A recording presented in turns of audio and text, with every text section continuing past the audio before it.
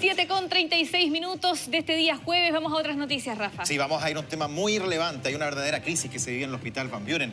Denuncias de médicos y mujeres que están teniendo trabajo de parto sin anestesia. Así es, sumado a la falta de presupuesto de insumos. Todo esto pone en un estado crítico al sistema de salud. Pamela Araya tiene los detalles. Pame, buenos días. Buenos días, Pamela. Hola, muy buenos días. Sí, queremos profundizar en lo que está pasando en el Hospital Van Buren, pero también en lo que tiene que ver con la violencia obstétrica de otras formas que se da. Incluso puede ser esto desde el punto de vista del trato, que a veces algunos lo consideran como violencia psicológica desde esta perspectiva. Bueno, vamos a profundizar con Carolina González. Ella es matrona y además nos acompaña, es directora del Observatorio contra la Violencia Obstétrica. ¿Cómo estás, Carolina? Muchas gracias por conversar con nosotros. Muchas gracias por la invitación. Bueno, tú viste el caso, viste el reportaje de las situaciones que se dieron, mujeres que necesitaban anestesia, que no se las proporcionaron, y era básicamente porque no estaba disponible un anestesista. Se está vulnerando un derecho acá. ¿Cómo se aborda esto? Porque uno lo puede entender como, efectivamente, como violencia. Efectivamente, en las maternidades de Chile, tanto por ley GES, debe contar con un anestesista que provea alivio del dolor farmacológico a la mujer en trabajo de parto, pero además contar con medidas no farmacológicas para mujeres que, por ejemplo, no elijan los fármacos para el alivio. Entonces, no contar con los profesionales vulnera absolutamente la opción de decidir de la mujer a la analgesia. En el caso también de cuando la persona lo necesita y no está disponible, ahí es algo, podríamos decir, más grave. Claro, porque en el fondo existen recomendaciones mundiales de la OMS, de la FIGO, de la ICM, que promueven tener disponible la analgesia farmacológica para entregar dignidad al proceso del parto. Una mujer que vive un parto sin anestesia en contra de su voluntad, solicitando anestesia, contribuye a una experiencia traumática sin duda. ¿Cuánto puede afectar en el corto y largo plazo a una mujer que le toca vivir esa experiencia que tú ya has dicho, que es traumática? O sea, inmediatamente, sin duda, es la experiencia de parto. La OMS apunta a que todos fomentemos una experiencia positiva de parto, independiente del desenlace. Por lo tanto, no contar con anestesia provee del trabajo de parto mismo en una situación de colapso, obviamente, emocional y psicológico. Y a largo plazo, en mujeres que decían, por ejemplo, no tener más hijos por la experiencia traumática vivida. ¿Cómo puede abordar una mujer que ha sido víctima de una situación como esta? ¿Puede presentar una acción legal? Por ejemplo, el caso del Hospital Van Buren dice, es que la verdad es que no queramos, sino que no tenemos. Claro, en el fondo acá entendemos que no es culpa un poco del profesional que está de turno. O sea, cuando nosotros matronas estamos en un turno en un hospital donde no tenemos acceso a anestesista, o el anestesista está ocupado en un pabellón central solucionando una cirugía de riesgo vital, nosotras muchas veces no tenemos los recursos de insumos, de espacios, de salas de parto integral, por ejemplo, de tinas de agua caliente para poder proveer otras formas de alivio del dolor. Es complejo en ese sentido. Pero, por ejemplo, en este caso se habla de que el hospital no tiene el personal disponible para poder solventar la solicitud de anestesia en trabajo parto. Y esto obedece, obviamente, a problemas de presupuesto y a la falta de formación de especialistas en la red pública.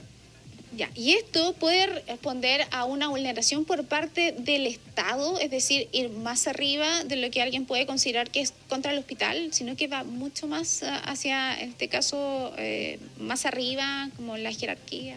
Sí, porque en el fondo en Chile se pauteó que esto es parte de una ley GES de acceso a la analgesia, que puede ser farmacológica o no farmacológica. Por lo tanto, todas las mujeres que tienen parto en el sistema público y privado, por ley tienen derecho al alivio del dolor. Entonces, no proveer el personal que nos permita cumplir la ley es una vulneración sin duda. ¿Esto se da en el sistema público solamente o también hay casos que se podrían dar, por ejemplo, en el sistema privado? En el sistema privado es diferente porque obviamente las clínicas privadas proveen del staff competente, sin embargo igual hay clínicas de muy baja complejidad que históricamente han operado sin anestesista de turno, pero de llamado. Entonces cuando una mujer cumple con los requisitos de trabajo de parto y de solicitud materna, el anestesista viene de llamado. En el sistema privado es un poco más difícil que no haya cobertura. Ahora, igual hay poco staff.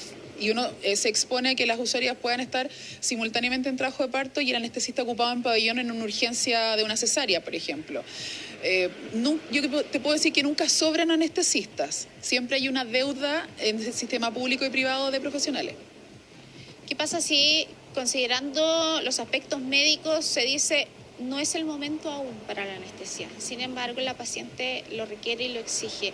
¿Qué prima ahí? ¿Lo que pide la paciente o el criterio médico? Lo que pasa es que antiguamente, bajo la costumbre de otras formas de atención de parto, se le pedía a la usuaria, por ejemplo, estar sobre 5 centímetros para poder optar a la anestesia. Hoy día la anestesia es cuando la mujer está en trabajo de parto, contracciones cada 5 minutos con dilatación de cualquier tipo, 1 centímetro, y la solicitud materna, porque la solicitud materna es lo primordial. Esa usuaria está viviendo la necesidad de aliviar su dolor y eso es suficiente para poder proveerle el alivio. Hay distintos tipos de violencia obstétrica. Estamos viendo un caso extremo que tiene que ver con la anestesia. Pero ¿qué pasa también con el trato? Muchas veces las mujeres viven situaciones de violencia psicológica o bien incluso física, pero que no tiene que ver con el parto mismo, tiene que ver con la revisión, con la palpación, etcétera. ¿Eso también se considera como una vulneración grave? La verdad es que existe una brecha enorme de capacitación en el sistema público y privado respecto al acompañamiento respetuoso del parto. Cuando uno revisa fondos de capacitación públicos, por ejemplo, no existen recursos o existen recursos muy menores. Por lo tanto, en el sistema público no tenemos la oportunidad de entregar la capacitación actualizada que permita que matronas, médicos, anestesistas, técnicos paramédicos y obstetras puedan dar una atención en base a evidencia y con una orientación hacia el respeto y la dignidad de las personas. Eso es, o sea, hoy día en el sistema privado obviamente cada uno hace lo que estima conveniente y en el sistema público los fondos no están para poder capacitar.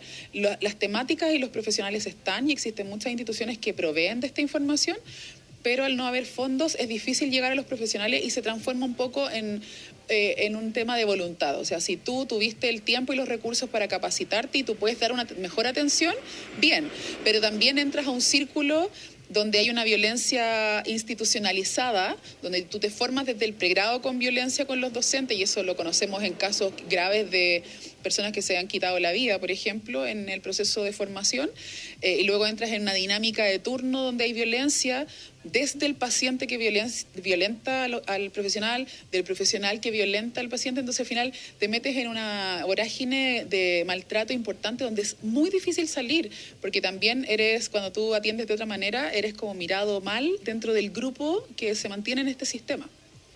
Muy bien, Carolina González, directora del Observatorio contra la Violencia Obstétrica. Muchas gracias por conversar con nosotros sobre este tema tan relevante. Muchas gracias a ustedes también. Muy bien. Abordamos lo que ha ocurrido específicamente, pero también ahí le consultábamos sobre los otros tipos de violencia. La verdad es que son muchas las mujeres que son víctimas de este tipo de situaciones. Sí, Pamela, un tema importante de abordar, de conversar, de que las mujeres conozcan, ¿no? También el momento del parto, sus derechos, pero ahí lo que pasaba en el Van Buren, claro, no hay recursos, ¿no? Muchas gracias por ampliar este tema con nuestra entrevistada. Que tengas buen día.